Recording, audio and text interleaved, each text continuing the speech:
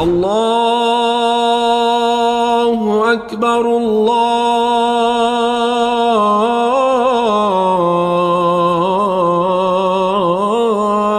أكبر. Assalamu alaikum and welcome to the Islamic Center at New York University podcast, coming to you straight from the heart of New York City. We're building an amazing Muslim community here at ICNYU where everyone is welcomed and respected no matter where you're from or where you're at. This is the place to be.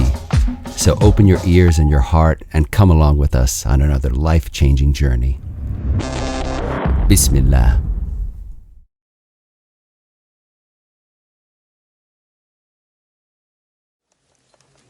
أعوذ بالله من الشيطان الرجيم بسم الله الرحمن الرحيم الحمد لله رب العالمين ولا حول ولا قوة إلا بالله العلي العظيم والصلاة والسلام على أشرف الأنبياء والمرسلين وعلى آله وصحبه أجمعين ونشهد أن لا إله إلا الله وحده لا شريك له ونشهد أن سيدنا مولانا محمدا عبده ورسوله. In the name of Allah, the gracious, the merciful, all praise is due to Allah, the Lord of the universe, the Master of the Day of Judgment. I bear witness and testimony to the oneness of Allah, to His magnificence, His omnipotence, His might, His glory, to His being the creator and sustainer of all things, the giver of life, the guider of hearts, the master of the Day of Judgment. And I bear witness to the fact that Muhammad ibn Abdullah sallallahu alayhi wa sallam is His servant and final messenger. May the peace and blessings of Allah be upon him and upon all those who choose to tread in his path until the last day. One of the foundational narrations in our tradition that many of you likely are familiar with says, إِنَّمَا الْأَعْمَالُ بِالنِّيَّاتِ, that indeed actions are by their intentions. And a fundamental practice in our tradition is to constantly be in a place where we assess why it is that we do what we do. That arguably as important as the act itself is the motivation, the reason behind it. In a world that quite often has us moving towards things that are purely external, the exaggeration of the acquisition of things that are materialistic, a feeding of the physical, a motivation that is rooted simply at the simple satisfaction of the stomach, the sexual organs. And to understand that ours is a tradition that teaches us to look beyond those things, to not be in denial of them, but to understand that as much as we have a world that exists external to us, and we have a body that it is that traverses this earthly realm of existence, so too we have a world within us, and there is a soul that each one of us has that makes us unique in what we are, but distinguishes us from the rest of creation, that is going to move forward as we transition from this earthly place. May Allah make the best of our deeds, the last of our deeds, and make us all people of Jannah. And to understand this now within a particular context, because it's not just about actions that are the doing of things, but also actions that are rooted in the sayings, the ways that we speak. How it is that we can sit and think about language in a particular mode of understanding the different facets of intention in our tradition. To break down this hadith, to have a more tangible relationship with it, the word amal in and of itself is distinct from the word fa'il in Arabic. And one of the distinctions in these two words, even though they both mean to do, to act, is that a fa'il is something that you just do without consciousness. There's no presence to it. The amal is distinct, hence it is related to an intention, a niyyah, because the amal is the act that has consciousness. It has presence to it. There's a wakefulness.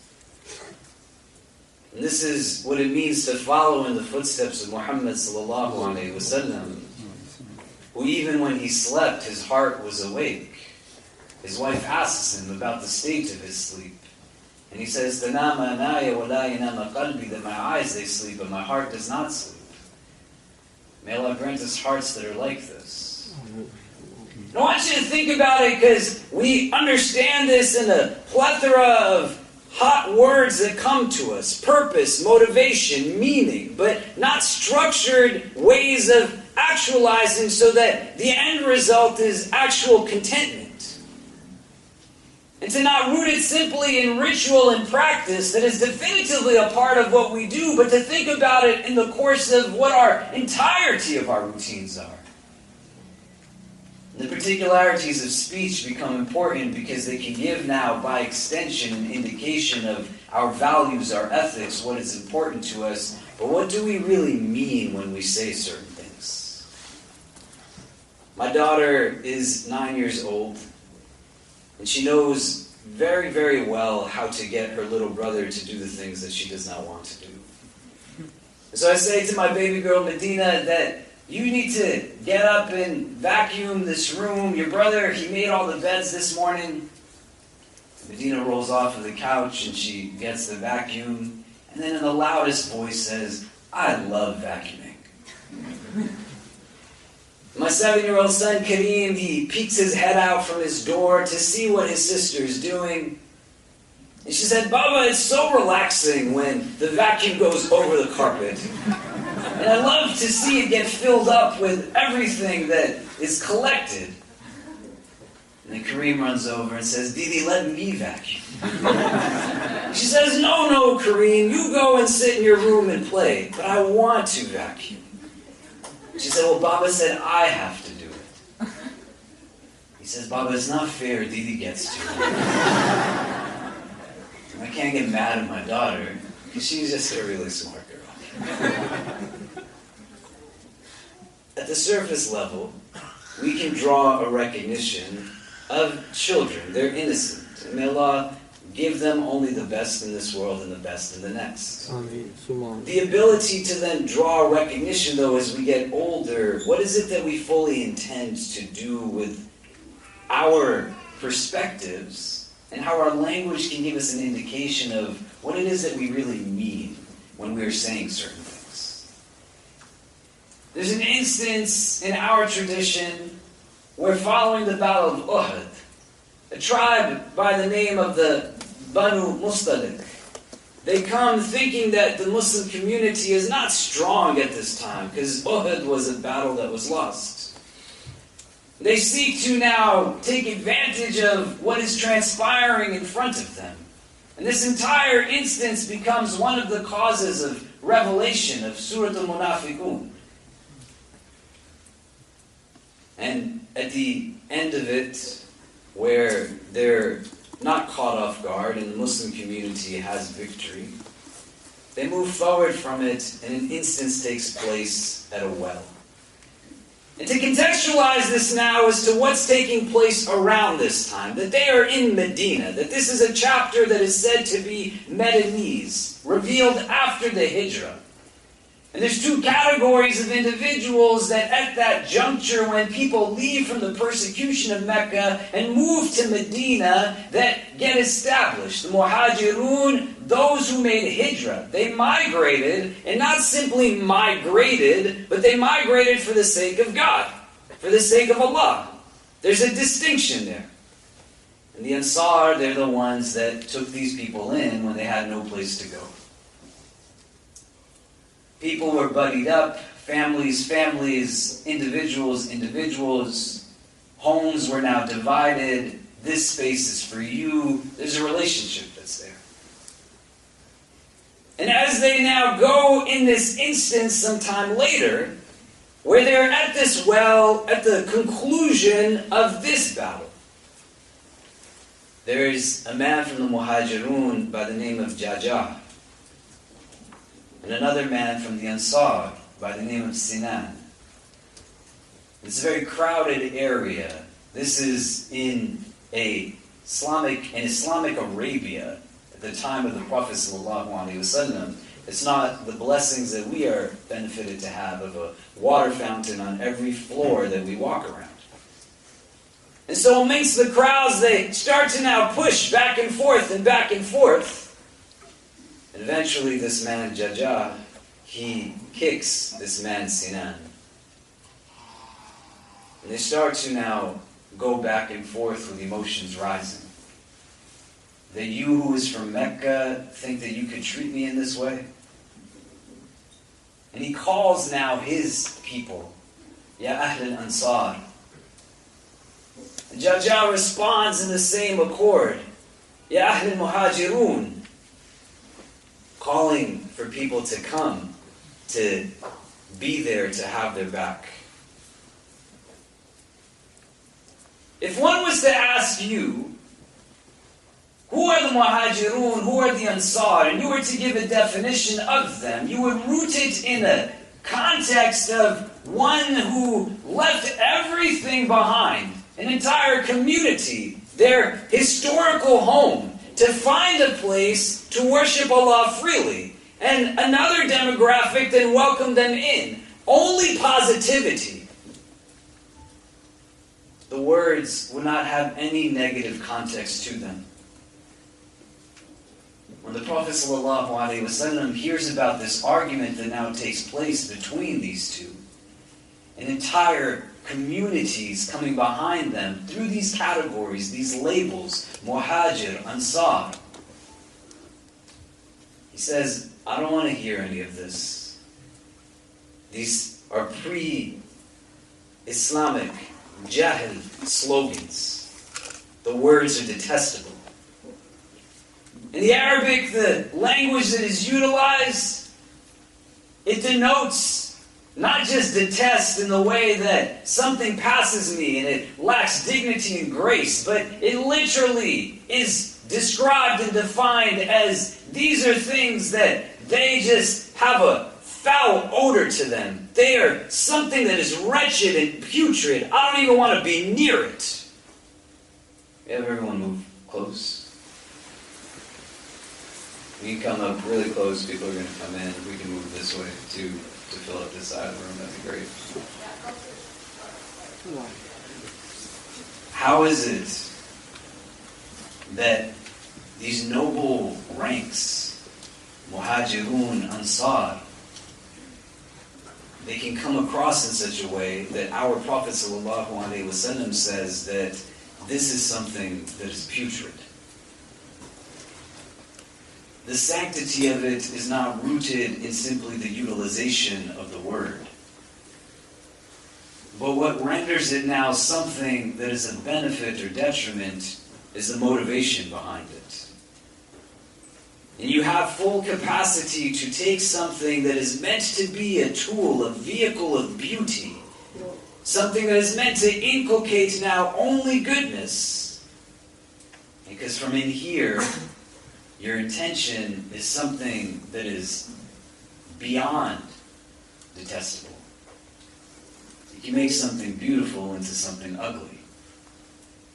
And the particularity of it, you want to think about it, because you are not part of a community where everybody is the same skin color. Everybody comes from the same culture. Everyone is of the same class, the same race. You are not part of a community that is homogeneous, the way that many communities sociologically develop and build themselves out. There are not people here who only follow one legal school of thought, one theological school of thought. But you have people that come from pretty much every way Islam can be practiced. And from every cultural background, every country of origin, every race, every class, every ethnic group you can imagine. People who are born in this country, people who immigrated to this country, people who are children of immigrants, people who are children and ancestors of those who were against their will dragged here centuries ago. Converts, the children of converts. There's people in this room right now who aren't even Muslim. And some of the way that you can tell what you think of people who are different from you is how you take titles, ranks, labels that identify them based off of who they are. But the way that you use it, it does not recognize their beauty, but it is motivated just by an ugly intention. That there are people in our community who are deeply knowledgeable individuals. Our brother Ismail Saeed, who leads us in the Salat al-Tarawih every Ramadan, has done his memorization and been with us over a decade.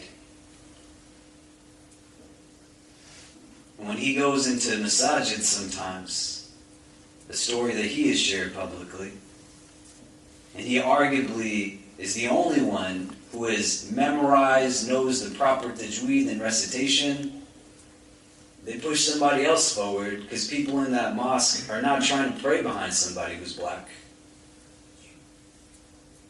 Their intention is understood, and it gives a gateway into their heart that they can't see the beauty in this brother, not despite his blackness, but his beauty in totality, including of the beauty of his blackness. The same way some of you will utilize words with real honor and dignity, but in other ways use them in condescension. Sufi, Shia, Salafi, Hanafi, theological depictions, schools of distinction, but as a mode to be able to not gain what it is that our tradition is based upon. That if your intention is to be divisive, then your intention is to be divisive. If you sit and you seek to jump in at any moment to now say, here's why this one is lacking. Here's why I feel I'm empowered to make a comment on somebody else's Islam. The individual that pushes the conversation beyond that instance at that well, his name is Abdullah ibn Ubay. He's known as the chief of the Munafiqeen. That when they come to our messenger, sallallahu alaihi wasallam, and they seek to gain more insight, that Ya Rasulullah, why is this something that we're not taking care of? And our prophet in the hadith says, just let it be. Abdullah ibn Ubay, he gathers people.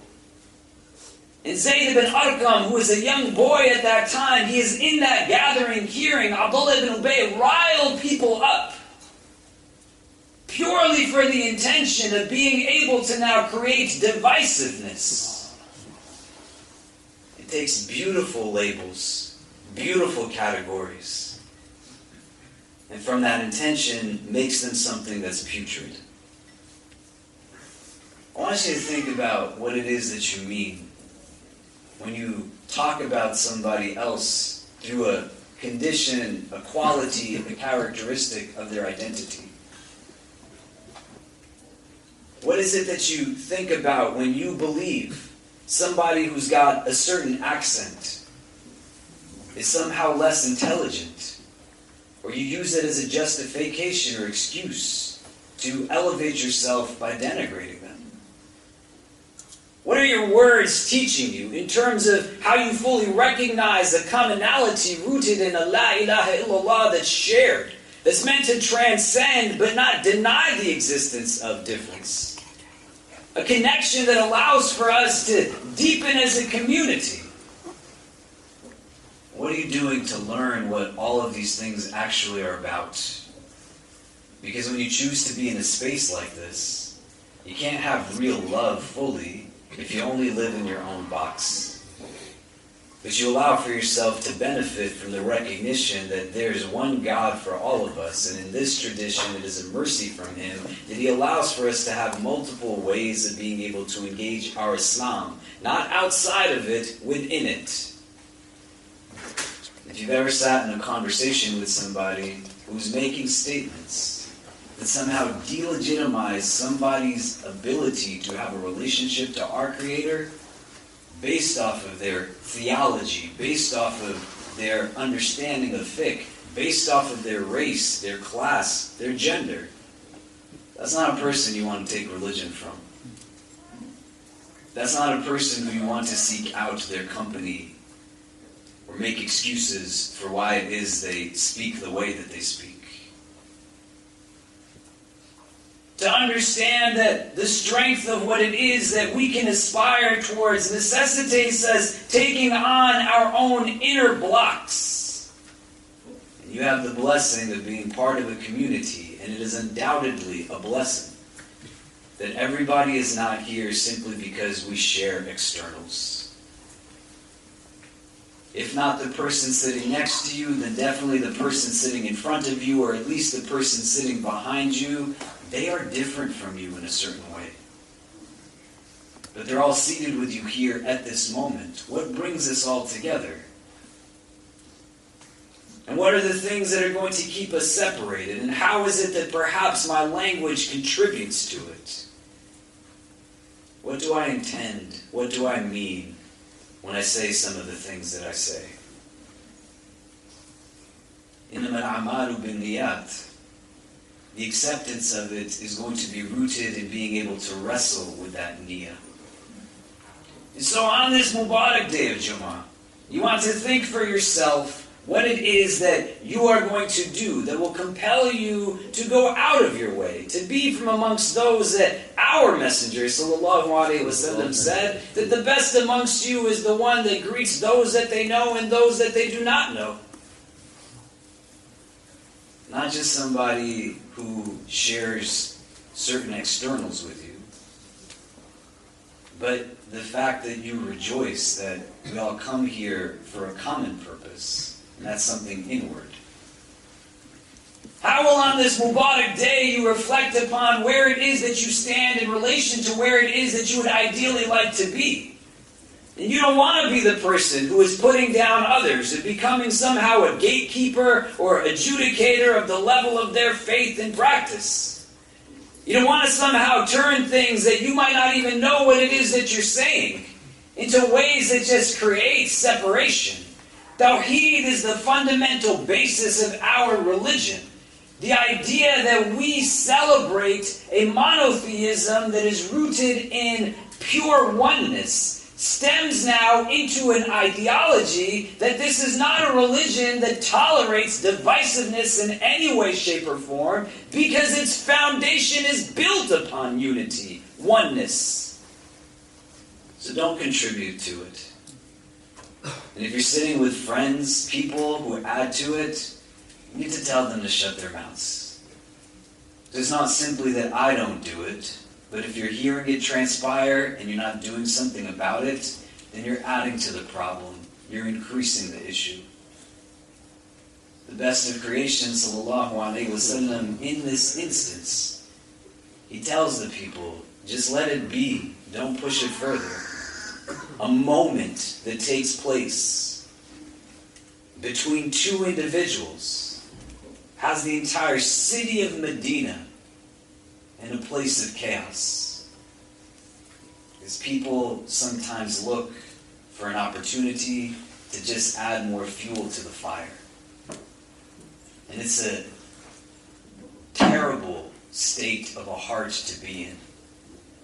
That you want to be the one that instigates, that agitates, that finds joy by putting down others. Where you have the ability to simply just learn from each other, to overcome with courage what exists within. The gain is going to be more for you than anyone. Because you'll be able to access that La ilaha illallah in such a way, subhanallah, that it gives indication that my God is truly a God for all of creation. Not just the people who look like me, not just the people who think like me, not just the people who are all of these other things the way that I am. And the transformative nature that it'll have with your relationship in Allah is undoubtedly going to be one that is of benefit. أقول قولي هذا واستغفر الله لي ولكم ولسائر المسلمين واستغفروا إنه هو الغفور الرحيم.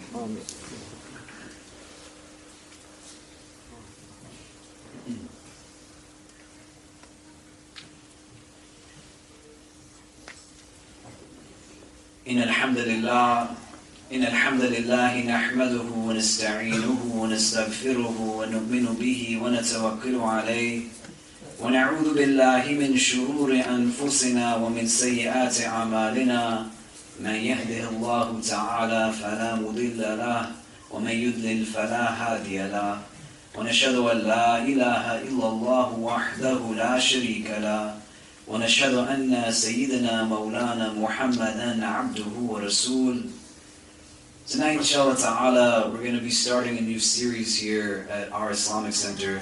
It's called the Black Muslim Lecture Series, where a couple of members of our community are supporting this initiative.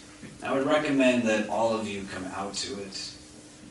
I sat last night with an elder of our community, a sister by the name of Da'iya, who will likely be joining us tonight as an attendee of the program. And she so vividly described her own transition into Islam in terms of how many of us practice it today, but a gateway towards it through the Nation of Islam and experiences that come from before as being a descendant of slaves in this country. And one of the most remarkable things that she shared last night was that she was amongst a group of 500,000 people who all together converted under Imam Warthdin Muhammad rahimahullah. You can imagine what that must be like to experience. This is our collective history. You don't want to have a myopic understanding of what it means to be Muslim, because it doesn't mean to simply be from your country. Islam is about La ilaha illallah. You cannot be Muslim in the United States and not have benefited from the experience of black people in this country for you to be where you are today. And the gathering tonight is going to be made up of community elders who are going to give us insight where we can learn. And ours is a tradition that does ikram of the elders. You want to be in a place where you can recognize and understand wisdom and benefit.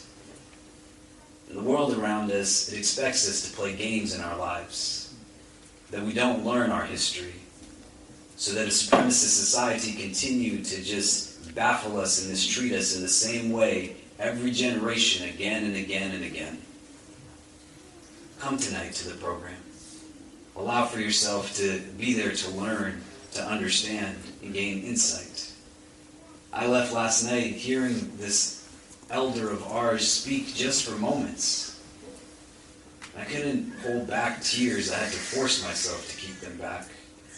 A story of real hope, a story of real beauty. We hope you enjoyed our podcast. If you're inspired by the work that we're doing at the IC and want to help keep it going, subscribe to our podcasts, follow us on social media, donate to help support us at ICNYU.org, and most importantly, keep us in your continued du'as. Until next time, inshallah. Assalamu alaikum. Protect us always from hearts that are not humble, tongues that are not wise, and eyes that have forgotten how to cry.